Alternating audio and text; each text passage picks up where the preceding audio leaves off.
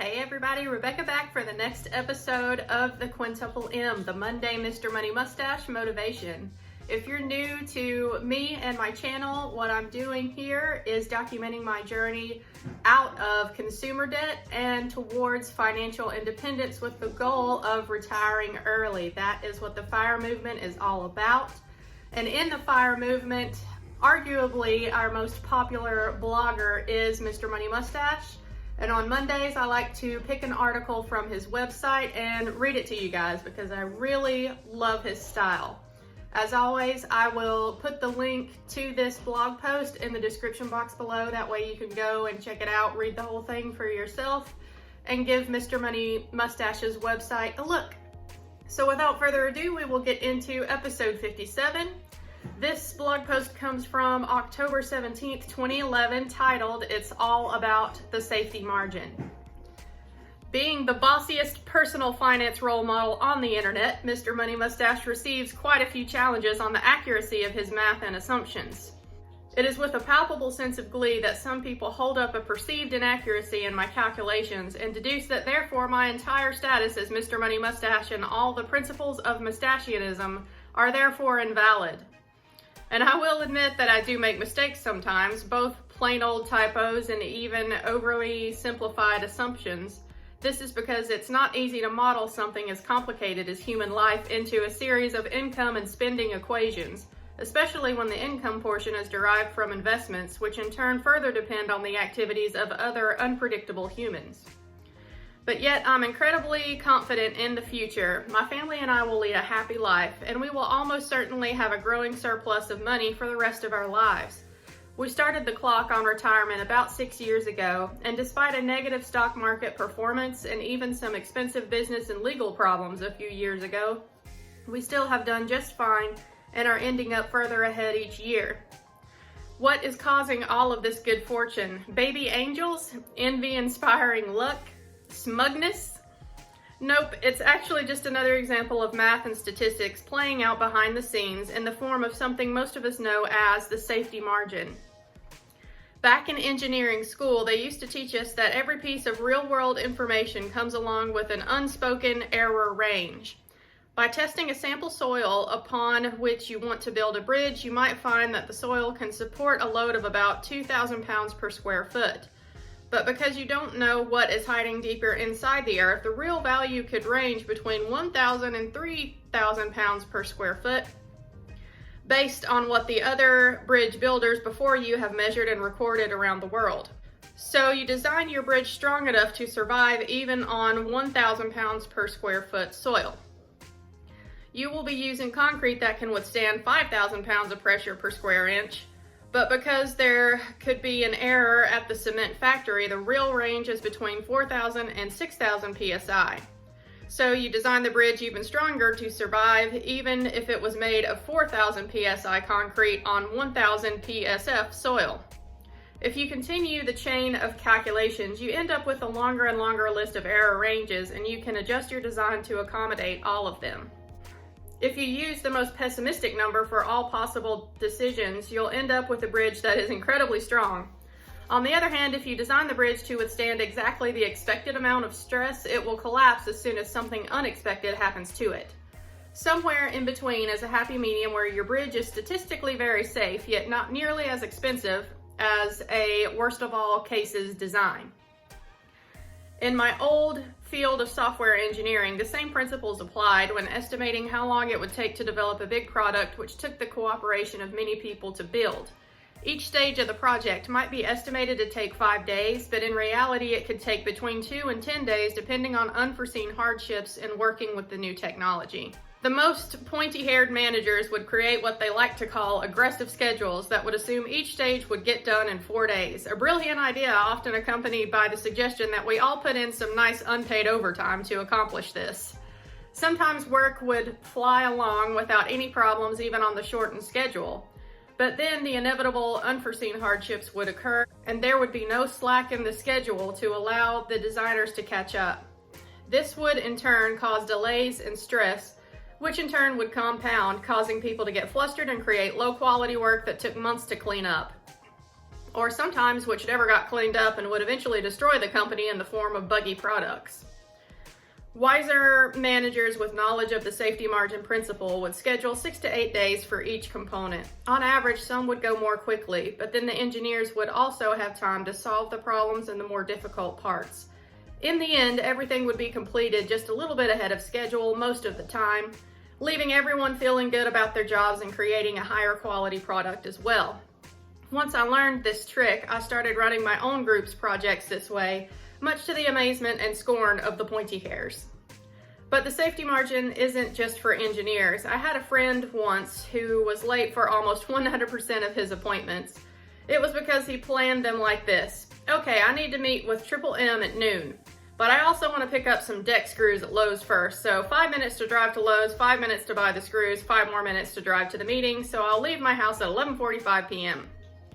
All of these times might be accurate in ideal conditions, but with no safety margin, they don't leave time for a lineup at the checkout counter or a freight train crossing the road or a conversation with someone you meet in the parking lot. On the opposite end of the spectrum, I'm a compulsively cautious planner. I'd leave my house at 11 a.m., allowing 15 minutes to get to the store, 15 minutes to shop, 15 minutes to travel to the appointment, and then a further 15-minute safety margin just in case anything else goes wrong, and also in case the other person shows up early for the appointment. My own slogan for timeliness is, if I'm not at least 5 minutes early, I'm late. By never packing too much into my day, I was always able to commit full effort to the things I did schedule. I'm very much like that, where I try to leave early so that I don't have to feel rushed. Now we can finally bring it all back to financial planning. When a young lad graduates from college and gets a new job and an apartment or a house with roommates, he is implicitly choosing a safety margin. If his job pays $2,000 per month and his food and rent is $800 per month, the safety margin is fairly reasonable. If he signs up for a car loan at $300 a month, the margin shrinks considerably. As more services and especially loans are added, the margin can approach zero or even become negative. And even with a small positive margin, the slightest change in life situation, like a medical bill, a job loss, or a partner or spouse losing their job, can tip the whole balancing act quickly into the shitter. Modern life also creates the issue of a time safety margin. When people design a long double income commute into their lives, add kids, and schedule an Olympic roster of events for everyone involved, they have eliminated their time safety margin. With no slack in their schedule, they feel overwhelmed when the prospect of change is suggested to them, and many of them complain violently on Hacker News and Metafilter when a MFUMB article pointing out the fact that most long car commutes are in fact self-imposed and ridiculous went somewhat viral on the internet last week. Because of all this, I would suggest that modern life works best if you design at least a 50% safety margin. In other words, find a way to live on no more than 50% of your take-home pay and keep plenty of your non-work time open for freestyle learning and new experiences. If this means living with parents, family, or in a nice house with roommates initially, so be it. On average, the 50% that you save will build up rapidly and start providing an income stream of its own. And also, on average, the take-home pay of many recent graduates will tend to rise over time. So a lifestyle of increasing luxury is still available as time goes on, but the safety margin will always be there for you, preventing financial disasters as well as giving you a vastly wider range of choices in your life. I think I may have been born with too much of a love of the safety margin. As a kid, I was afraid to try new things until I was sure I could master them on the first day of trying. As a teenager, when I played real-time strategy video games, I would always amass a ridiculously overpowering army before swooping in to destroy the opponent. I was too cautious to risk an earlier attack. And as a planner for early retirement, I built up a stash of savings that was big enough to live on, as well as several backup systems that could also provide a living if anything went wrong with the primary system.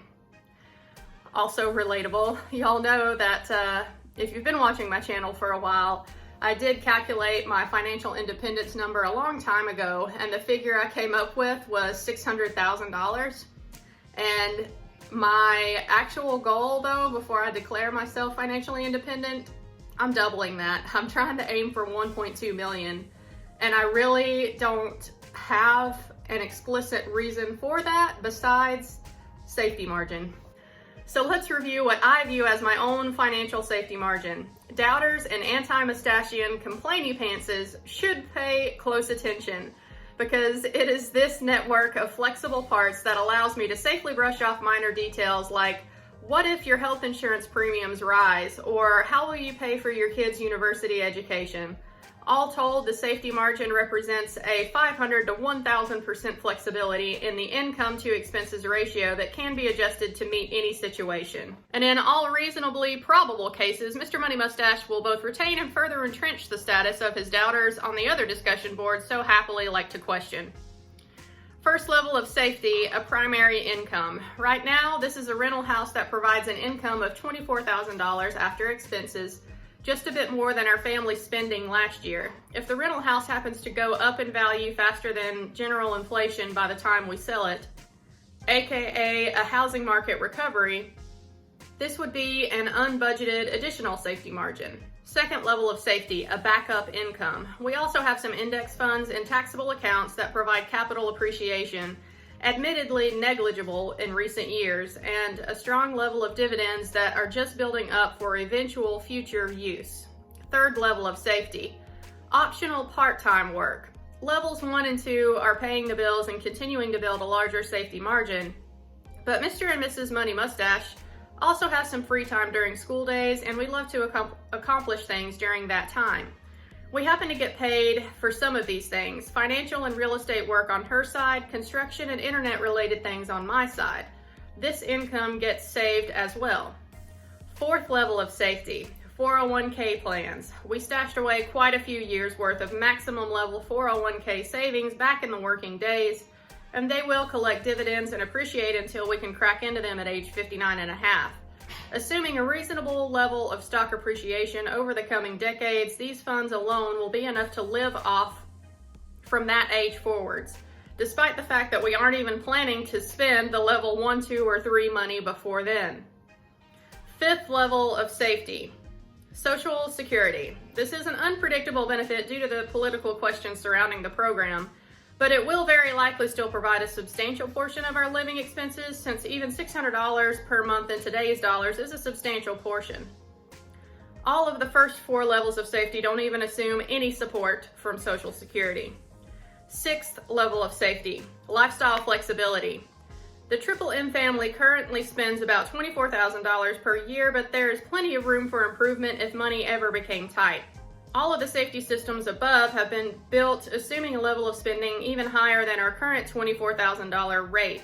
We could easily move to a much smaller house, take fewer month-long trips, go car-free, stop buying organic food, and more. And I also assume that our child-related expenses will never go away, which in fact they probably will in less than 20 years as the junior stash grows up to forge his own way in the world. Seventh level of safety, work flexibility. I could start building more stuff for people and earn 3 times our living expenses from that alone. Or I could go back into software and earn even easier money. Mrs. M could probably out-earn me by using her golden reputation among the people she used to work with to get a new job. Or she could just start rustling up real estate work. I have a huge fancy finished basement suite in my house that we could rent out for about $8,000 per year with only minor modifications. I could buy a multi-unit apartment building for thousands per month in cash flow. I could start peddling Mustachian wear clothing and ebooks on this website. Or we could start some sort of entirely new business. It all seems a bit excessive when you type it out in a big list like that, and indeed it could be said that Mr. Money Mustache is actually a bit of an overcautious wimp when it comes to financial planning, not the reckless chronic optimist that many people accuse me of being. But I just wanted to share the thinking process that goes into retiring confidently. By building a large safety margin into everything you do, you open up a whole new world of options for yourself. And the resulting reduction in stress and increase in happiness tends to feed back into more energy, trying more new things, and opening up even more options. And since in real life, it's very unlikely for every single thing to go wrong in a well-protected system, you will tend to have ever-increasing safety margins throughout your life. 6 years into retirement, I'm already seeing this happening at an increasing rate. So what is the lesson? Save your current income even as you build complementary skills like frugality, adaptability, and the ability to earn money in more than one way. Then you'll be ready to retire much earlier because the sum of your safety margins will be enough to make you feel comfortable taking the leap, and most importantly, stop worrying. All right, guys, I know this one was a little bit of a longer one, but I really do love this article because I identify a lot with it. I do want a nice big safety margin when I do decide to retire early. If you sit and think about it, you really could what if yourself to death and never pull the trigger and retire early if that's your goal. And for me, it is a goal, but I do want a large safety margin because, particularly in my field of work, I think that if I was to leave my field of work, retire early, and decide, say, 5 years down the road that, oh, well, early retirement isn't really working out, I need to go back to work, it would be very hard, not impossible, but very hard to get back into my line of work. The technology is always changing. Therefore, I want a really wide safety margin when I retire early so that hopefully I'll never feel like I have to go back into my field of work and come out of early retirement. When I'm done, I want to be done. And that is why I have built in a very wide safety margin for my financial independence number. Like I say, when I calculated it before, I came up with 600,000 as my number. For a safety margin, I decided to just double that. Furthermore, one huge safety margin that I plan on doing that Mr. Money Mustache did not mention in his different levels of safety margin is I want to have no mortgage whatsoever. I think while you don't have to have your home paid off to enter early retirement, you know, you can just factor in your mortgage payments into your retirement number. But for me, I think as far as a level of safety is concerned, not having a mortgage payment is going to give you huge flexibility in the amount of money that you need to spend month to month. So if you have no mortgage and you retire early and say the markets aren't doing very well one year, well, you can just opt to spend a little bit less because you've already got your mortgage paid off, and typically speaking, that is people's largest expense from month to month. And there's a lot of safety margin options that Mr. Money Mustache mentioned that I do plan on having for myself as well. Like he mentioned, Social Security, you know, it may or may not be there for me when I reach the age that I can start withdrawing it. But I'm not factoring that into my financial independence calculations. I'm just going to assume that I won't get it, and if I do, then it'll be an added bonus. Lifestyle flexibility, again, will probably be the biggest safety margin for me. You know, if I have that home mortgage paid off, then that will allow for a lot of lifestyle flexibility for us. We chose to not have any children. That's another huge financial decision that honestly, it will provide some safety margin for us, just purely looking at it financially. And also the multiple streams of income. I plan on taking advantage of that. One of these days, hopefully my YouTube channel will get monetized. As of right now, I've got about 820 subscribers as I'm filming this video. So I've got over 200 videos out now on YouTube. I've been doing it well over a year. So I know that my growth is slow as far as this channel goes, but I'm okay with that. I would rather have followers that are, you know, really here because they enjoy the content and will stick around. I'm not one of those types that's just purely looking to optimize every single thing and get as many subscribers as possible, as quickly as possible, just so that I can get the maximum amount of monetization. And yeah, I would just rather have slower, steadier growth and a more dedicated fan base, I guess you can call it. I don't ever plan on leaving my full-time job to do YouTube full-time. I will continue YouTube once I fire, but I don't ever see this as a main source of income for me. I plan on reaching financial independence by just grinding out this W-2 job that I have. So that should do it for most of my own personal safety margin. If you are on your own fire journey below, let me know what safety margins you have calculated into your journey. I will go ahead and wrap up this video here because I know it's a long one. Thanks y'all for watching to the end of this video. I'll see y'all next week for the next episode of the Quintuple M. Thanks for watching. Bye.